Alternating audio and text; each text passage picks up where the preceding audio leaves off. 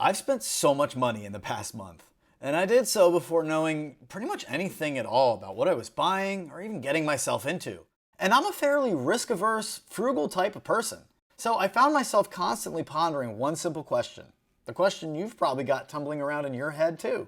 What is it about sim racing specifically that makes me constantly want to spend more money whether I have it or not? You'd think it's the fact that it's just fun to buy cool new stuff.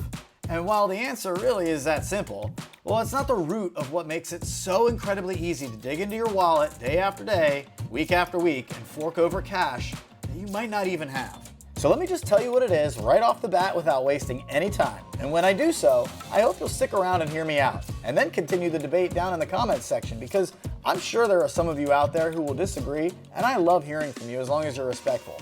So with that said, go ahead and subscribe to the channel, like the heck out of this video to get as many eyeballs on it as we can, and tell me what you think about the following answer to the burning question. Why is it so easy to spend money in this specific hobby of sim racing? After careful consideration and meticulous self-analyzation, I've realized that spending money in this hobby alone serves as a shortcut to doing the actual work necessary to be good at it. Since we all drive cars in our everyday lives, or at least we've probably done so in the past, well, we all think we know what we're doing behind the wheel. But we want to go fast, faster than we've ever gone before, and way faster than we're allowed to in real life. So a sim rig pops up on your timeline somewhere in social media and you think to yourself, well, that looks like a great idea. Why didn't I know that existed? And you pull the trigger on whatever gear you can afford, which is most likely towards the bottom end of the quality spectrum. It was at this moment Jackson knew. He f***ed up. So you've got a few days before everything arrives and you watch every video that you can think of about racing. You even download a few podcasts. Suddenly a funny thing starts happening where before your gear even arrives, you start to hear about new gear that could probably be better than what you bought. If only I had the money for that, you think to yourself. Then I'd be really fast. That'll be my next upgrade.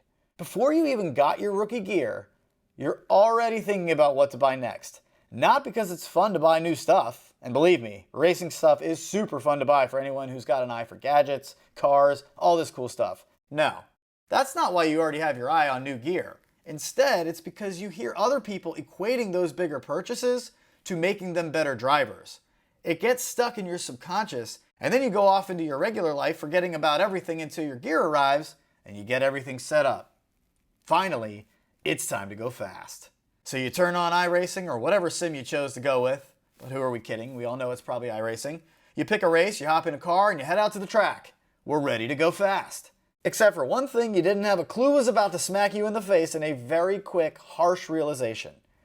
You suck at driving race cars. This isn't anything like what you're used to in real life. And you spend your first few minutes just trying to figure out how to stay on the track in second gear alone. You had no idea how hard this was to do compared to driving every day, and subconsciously, you quickly do the math in your head and realize how much work you're going to have to put in just to be able to have fun racing cars the way you really want to, the right way, which is fast and smooth. After all, smooth is fast. So instead of humbling ourselves and hopping into practice sessions for hours on end, we look for shortcuts. After all, practicing bad habits isn't going to get us anywhere, and we know that in the back of our heads too, so how do we even know where to go to get better at this? It seems a bit daunting at first.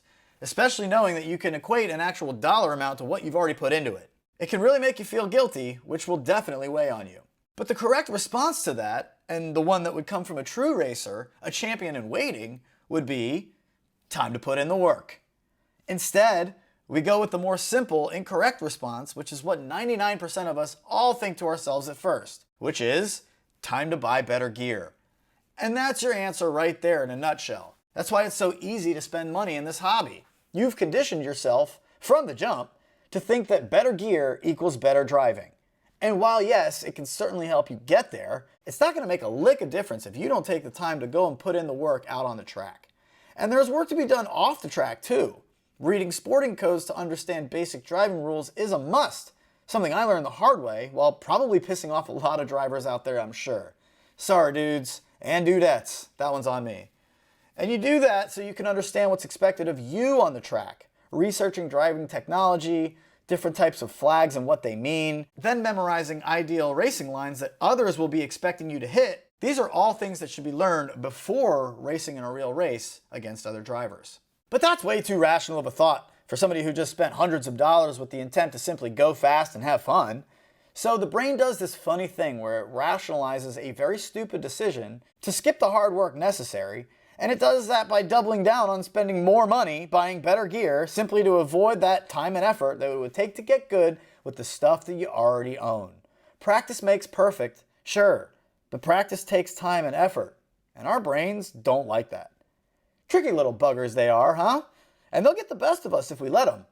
So I wanted to make this video today as soon as I realized myself going through this constant feedback loop of working on something, sucking at it, practicing it for a very short amount of time, and immediately thinking to myself, man, if only I could just have this upgrade, then I could be really good at this. No. Just no. That's a shortcut. The only way to get good at this is to become as smooth of a driver as you possibly can, and not spending another dime until you've reached the potential of what your gear allows you to do. Until it's the only thing holding you back, trust me, you shouldn't even be considering buying new upgrades. Just think of it this way. You haven't earned them yet. Be hard on yourself. Ask yourself this question right now. If I had a racing coach, do I honestly think that they'd agree it's only my gear that's holding me back? That I have no more room to improve under my current conditions? That I've completely reached my racing potential in my existing rig? I'll let you answer that one for yourself, but let's be honest. We all know the answer for 99% of you out there anyway. I want to get good at this. I miss being competitive as a 40-year-old former athlete, and now I feel like I found something that I can practice, work on, improve at, and compete in against other drivers all over the world. And I want that for you too. That's why I made this video, so you can do a check on yourself the next time you feel the itch to go and buy new gear. And next time that happens, I want you to ask yourself, do I have room to improve with my existing setup? And believe me, you'll know. And hey, if the answer's no, I've completely maxed out my potential driving in this rig, well then hell yeah, buddy, go get some new stuff. You've absolutely earned it and I'm proud of you. But if the answer's no, then smile, breathe, and remember this video. You're just not there yet, and that's okay. Your bank account will thank you, and most likely so will your significant other. For more great racing content, honest VR reviews, and help on how to let your inner child love life as an adult, then go ahead and subscribe to this channel and enjoy the community that I'm building over here, full of fun-loving adults that want nothing more than to go fast, have fun, and love the heck out of the lives that we've built for ourselves. Have a great day, my wonderful friends. I'll see you out on the track.